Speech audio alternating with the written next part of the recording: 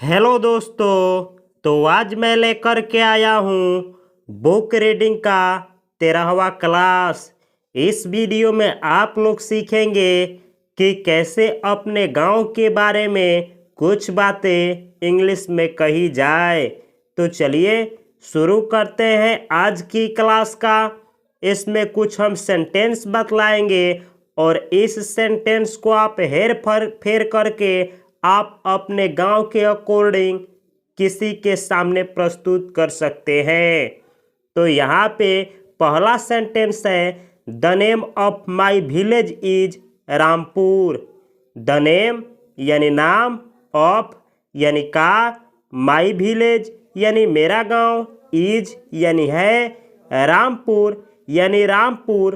तो इस सेंटेंस का हिंदी मीनिंग हुआ कि मेरे गांव का नाम रामपुर है, यानी मेरे गांव का नाम रामपुर है। तो यह जो सेंटेंस है सिंपल सेंटेंस है। यहाँ पे नेम के पहले द लगा है तो द को आर्टिकल बोला जाता है। 3 आर्टिकल होते हैं, ए, एन, द। तो द का हिंदी मीनिंग कुछ भी नहीं होता है। जिस चीज़ को खास बनाना हो उसके पहले द आर्टिकल लगता है।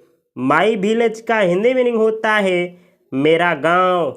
अगला सेंटेंस है, it is an Agra district. It यानी यह, इज यानी है, इन यानी में, आगरा यानी आगरा, डिस्ट्रिक्ट यानी जिला। तो इस सेंटेंस का हिंदी मीनिंग हुआ कि यह आगरा जिला में है, यानी रामपुर जो गांव है यह आगरा जिला में है। अगला सेंटेंस है, it is NEET and clean. It यानी यह, इज यानी है, नीट यानी साफ, एंड यानी और, क्लीन यानी सुथरा। तो इस सेंटेंस का हिंदी मीनिंग हुआ यह साफ और सुथरा है, यानी जो मेरा गांव है उसका नाम रामपुर है, वह आगरा जिला में है, और वह जो जिला है यानी मेरा गांव है वह साफ और सुथरा है। तो इस सेंटेंस में इट का प्रयोग सब्जेक्ट के लिए हुआ है और वो भी गांव के लिए। तो नॉन लिविंग थिंग्स के बारे में जब कुछ कहना हो, यानी निर्जीव चीज़ों के बारे में कुछ कहना हो, तो वहाँ पे सब्जेक्ट के रूप में इट का प्रयोग होता है सिंगुलर फॉर्म में। यह दोनों सेंटेंस में इट का प्रयोग हुआ है। अगर आप इट के बारे में सीखना चाहते हैं कि कैसे और कब इट का प्रयोग सेंटेंस में होता है, तो आप लोगों को इसी चैनल पे इट के बारे में पढ़ाया गया है। इस चैनल को सब्सक्राइब करें और इस वीडियो के बाद इट वाले वीडियो को जा करके इस चैनल के प्लेलिस्ट से देख सकते हैं। अगला सेंटेंस है, we grow 2 crops every year. We यानी हम लोग, ग्रो यानी उगाते हैं, 2 क्रॉप्स यानी 2 फसलें, एवरी ईयर यानी हर एक साल। तो इस सेंटेंस का हिंदी मीनिंग हुआ कि हम लोग 2 फसलें हर एक साल उगाते हैं, यानी कहने का मतलब है कि मेरे गांव का नाम रामपुर है, यह आगरा जिला में है, यह साफ और सुथरा है, और हम लोग अपने गांव में हर एक साल 2 फसल बोते हैं। अगली सेंटेंस है, there is a river named Sirsa in my village. There is का हिंदी मीनिंग होता है। यहाँ पे जैसे कहना हो कि एक कलम है तो आप बोलेंगे देयर इज अ पेन।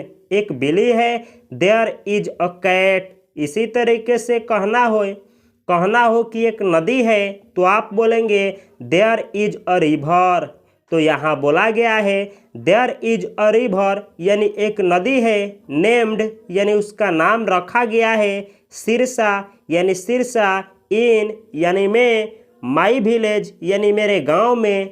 तो इस सेंटेंस का हिंदी मीनिंग हुआ कि एक नदी है जिसका नाम सिरसा है जो मेरे गांव में है, यानी मेरे गांव में सिरसा नदी बहती है। अगला सेंटेंस है, mainly farmers live in my village. Mainly यानी मुख्यतः या अधिकतर, फार्मर्स यानी किसान है, एक से अधिक किसान को फार्मर्स बोला जाता है। तो फार्मर्स लिव यानी रहते हैं, इन यानी में, माई विलेज यानी मेरे गांव में। तो इस सेंटेंस का हिंदी मीनिंग हुआ मुख्यतः किसाने मेरे गांव में रहते हैं। तो यह जो सेंटेंस है प्रेजेंट इंडेफिनिट का सिंपल सेंटेंस है। लिव वर्ब का यहाँ पे पहला फॉर्म का यूज हुआ है। अगला सेंटेंस है there are some shopkeepers, barbers, blacksmiths, carpenters and cobblers also. There are यानी है, सम यानी कुछ, शॉपकीपर्स यानी दुकानदार, एक से अधिक दुकानदार, इसमें एस लगा है। बार्बर्स यानी एक से अधिक बार्बर्स, बार्बर्स बोला जाता है उन लोगों को जो केस काटते हैं, यानी हजाम को या नाई को इंग्लिश में बार्बर्स बोला जाता है। ब्लैक स्मिथ का हिंदी मीनिंग होता है लुहार, वह आदमी जो लोहे को पीटता है, लोहे को पीट करके कोई हथियार बनाता है, उसको ब्लैक स्मिथ्स बोला जाता है। कारपेंटर्स यानी बढ़ई को कारपेंटर्स बोला जाता है। एंड कोबलर्स यानी जो मोची होते हैं, जो जूता सीते हैं, उन लोगों को कोबलर्स बोला जाता है। ऑल्सो यानी भी। तो इस सेंटेंस का हिंदी मीनिंग हुआ देयर आर यानी हैं, सम यानी कुछ हैं, शॉपकीपर्स बढ़ई, लोहार, कारपेंटर और मोची भी। यानी कहने का मतलब है कि मेरे गांव में अधिकतर फार्मर्स तो रहते ही हैं, इसके सिवा भी कोबलर यानी मोची, बढ़ई, लोहार और ये केस काटने वाले हजाम और दुकानदार रहते हैं। यह जो सेंटेंस है प्रेजेंट इंडेफिनिट टेंस का सिंपल सेंटेंस है। अगर आप सीखना चाहते हैं कि देयर का प्रयोग कब, कैसे, किस तरीके से किया जाता है, तो इसके ऊपर भी मैं एक सीरीज बनाया हूँ, जिस सीरीज को आप लोग इस चैनल को सब्सक्राइब करके इस चैनल के प्लेलिस्ट से जा करके देख सकते हैं। अगला सेंटेंस है the houses in my village are made of brick. The houses यानी घरे, एक से अधिक घरे, इन यानी में, माई विलेज यानी मेरे गांव में, आर मेड यानी बनाए जाते हैं, ऑफ ब्रिक यानी ईंट से, ब्रिक यानी ईंट। तो इस सेंटेंस का हिंदी मीनिंग हुआ कि घरों, मेरे गांव में घरे ईंट से बनाए जाते हैं। तो यह जो सेंटेंस है प्रेजेंट इंडेफिनिट टेंस का सेंटेंस है। यह प्रेजेंट इंडेफिनिट टेंस का पैसिव वॉइस का सेंटेंस है। यह मेक वर्ब का तीसरा फॉर्म का यूज किया गया है। तो अगर आप लोग सीखना चाहते हैं, वह सारी वर्ब को सीखना चाहते हैं जिसको सीख करके आप इंग्लिश बोलना आसानी से सीख जाएं, तो इसके ऊपर 101 वीडियो का एक वर्ब का सीरीज है, जिसमें मैं मेक वर्ब, ये इज, आर, एम, एक जो वर्ब जिनका बहुत यूज होता है, इस सीरीज में मैं शामिल किया हूँ। यह एक ऐसा वर्ब का सीरीज है जैसा सीरीज अभी तक आज तक किसी ने यूट्यूब पे नहीं बनाया है। इस सीरीज की विशेषता है कि मैं वो सारे वर्ब को कवर किया हूँ जिसको किसी भी इंसान को इंग्लिश सीखने से पहले उसको सीखना पड़ेगा, और उस वर्ब के साथ मैं उसके पांचों फॉर्मों को, उस वर्ब से कौन कौन सा वर्ड मीनिंग बना है ये भी, और उन सभी वर्डों को, वर्बों को किस तरीके से सेंटेंस में यूज होता है, सब कुछ इस सीरीज में दिखाया हूँ, आप लोगों को सिखाया हूँ। तो अगर आप लोग इस वीडियो के सीरीज को देखना चाहते हैं तो इस चैनल को सब्सक्राइब करें और इस वीडियो के प्लेलिस्ट में जाएं और ढूंढें। इस सीरीज का नाम है मोस्ट स्पोकन वर्ब सीरीज, और 101 वीडियो का सीरीज है, उसको डे 1 से देखते हुए पूरे सीरीज को देख लें। मैं विश्वास दिलाता हूं कि उस पूरे सीरीज को देखने के बाद आप यूट्यूब पे किसी भी वीडियो को देखें, आपको पूरी गारंटी मैं दे सकता हूँ कि वैसा यूट्यूब पे आप लोगों को कहीं भी वीडियो नहीं मिलेगा, और उस वीडियो से जो इंग्लिश का लेसन मिलेगा वो आप पे करके भी कहीं पे नहीं सीख पाएंगे। अगला सेंटेंस है, there is a primary school in my village. There is a primary school यानी एक प्राइमरी स्कूल है, एक प्राथमिक विद्यालय है। इन यानी में, माई विलेज यानी मेरे गांव में। तो इस सेंटेंस का हिंदी मीनिंग हुआ कि एक प्राथमिक स्कूल है मेरे गांव में। तो जब आपको कहना हो कि मेरे गांव में एक प्राथमिक स्कूल है, आप इंग्लिश में बोलेंगे there is a primary school in my village. अगला सेंटेंस है, we have a gram panchayat also. We have यानी हम लोगों के पास है, और यानी एक, ग्राम पंचायत यानी ग्राम पंचायत, ऑल्सो यानी भी। तो इस सेंटेंस का हिंदी मीनिंग हुआ कि हम लोगों के पास भी एक ग्राम पंचायत है, यानी यह स्कूल तो है ही, इसके सिवा हम लोगों के गांव में एक पंचायत भी है। अगला सेंटेंस है, the people of my village are simple and honest. The people यानी लोग, ऑफ यानी का, माई विलेज यानी मेरे गांव, आर यानी है, सिंपल यानी सादा, एंड यानी और, ऑनेस्ट यानी ईमानदार। तो इस सेंटेंस का हिंदी मीनिंग हुआ कि मेरे गांव का लोग सिंपल और ईमानदार हैं। तो इस तरीके से दोस्तों एक एक वर्ड को आप लोग देख सकते हैं कि कितना बारीकी से पढ़ा गया है। मैं इसका हिंदी इसलिए निकाल पा रहा हूँ क्योंकि मुझे सभी वर्डों का हिंदी मालूम है, प्लस कौन सा टेंस कौन सा सेंटेंस है ये सब कुछ मुझको आता है।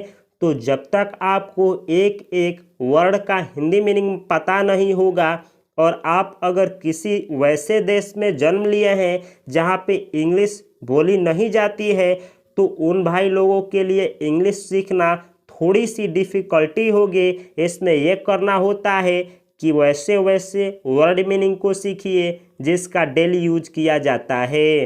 तो चलिए इसमें से कुछ ऐसे वर्ड मीनिंग आपको बतलाता हूँ जो आपको याद करना है, ताकि जब भी आप इंग्लिश आगे सीखें या ना भी सीखें तो वो वर्ड मीनिंग आपकी ज़िंदगी में आने वाला है।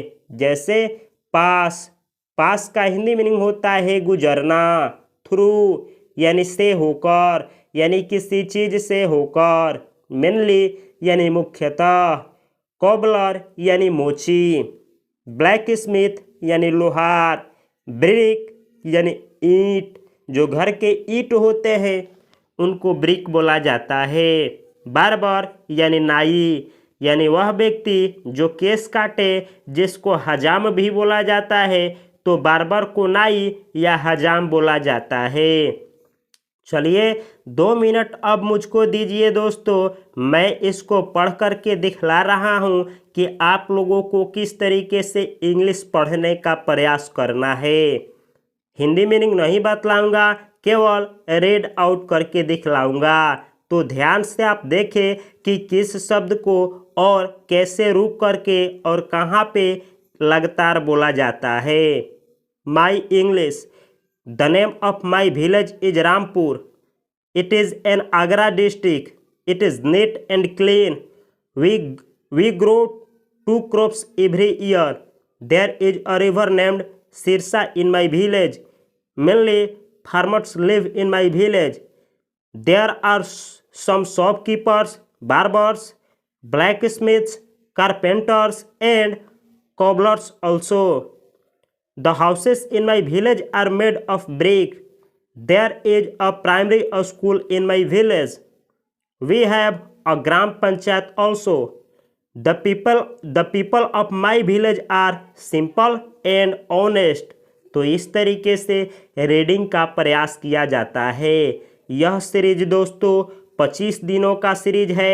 इसमें मैं उन लोगों को इंग्लिश सिखाने का प्रयास कर रहा हूँ जिन लोगों को इंग्लिश का कुछ भी वर्ड मीनिंग याद नहीं है, जिनको इंग्लिश का एक भी सेंटेंस पढ़ करके उसका हिंदी मीनिंग निकालना नहीं आता है, या जिन लोगों को ग्रामर में कुछ भी नहीं आता है, तो उन लोगों के लिए इस 25 दिन के सीरीज को बनाया गया है।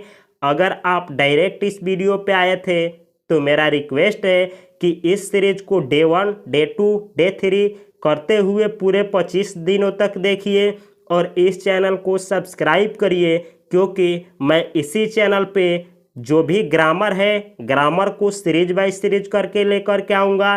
टेंस हुआ, passive voice, narration, adjective, part of speech, सब कुछ आपको डे 1, डे 2 करते हुए सीरीज बाय सीरीज मिलेगा। प्लस में इससे भी एडवांस लेवल का बुक रीडिंग का एक सीरीज लेकर के आ रहा हूँ, जिसमें आप लोगों को किताब पढ़ना, उसका हिंदी मीनिंग निकालना, एग्जाम के पेपर रीडिंग करना और अखबार पढ़ना और बहुत सारी किताबों को पढ़ना, स्टोरी को पढ़ना और उसके हिंदी मीनिंग को निकालना इसी चैनल पे आप लोगों को सिखाया जाएगा। तो अगर आप मुझसे जुड़ कर के हर एक सोशल मीडिया पे इंग्लिश सीखना चाहते हैं तो इस वीडियो के डिस्क्रिप्शन बॉक्स में मेरा सभी सोशल मीडिया का लिंक दिया गया है। आप मुझसे हर एक जगह पे जुड़ सकते हैं। अगर कुछ पूछना है तो खासकर मुझसे व्हाट्सएप पे जुड़े। जो आप व्हाट्सएप पे मुझसे पूछेंगे मैं प्रयास करूँगा कि आपके क्वेश्चन को आंसर दूँ। तो मिलता हूँ मैं अगली क्लास में दोस्तों, जिसमें आप लोग सीखेंगे माई टाउन, यानी आप किसी शहर में रहते हैं तो उस शहर के बारे में कैसे इंग्लिश में कुछ बोलेंगे, वो कल की वीडियो में होने वाला है।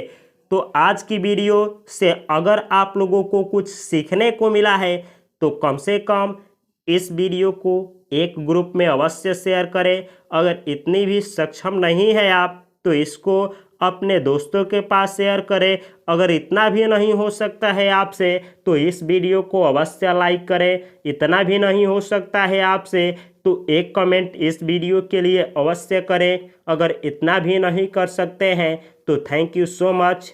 आपको और आपकी परिवार को मेरी तरफ से हार्दिक शुभकामनाएं। मिलता हूं मैं अगले वीडियो में। तब तक के लिए आपको और आपकी मेरे परिवार को हार्दिक शुभकामनाएं। नमस्कार, जय हिंद।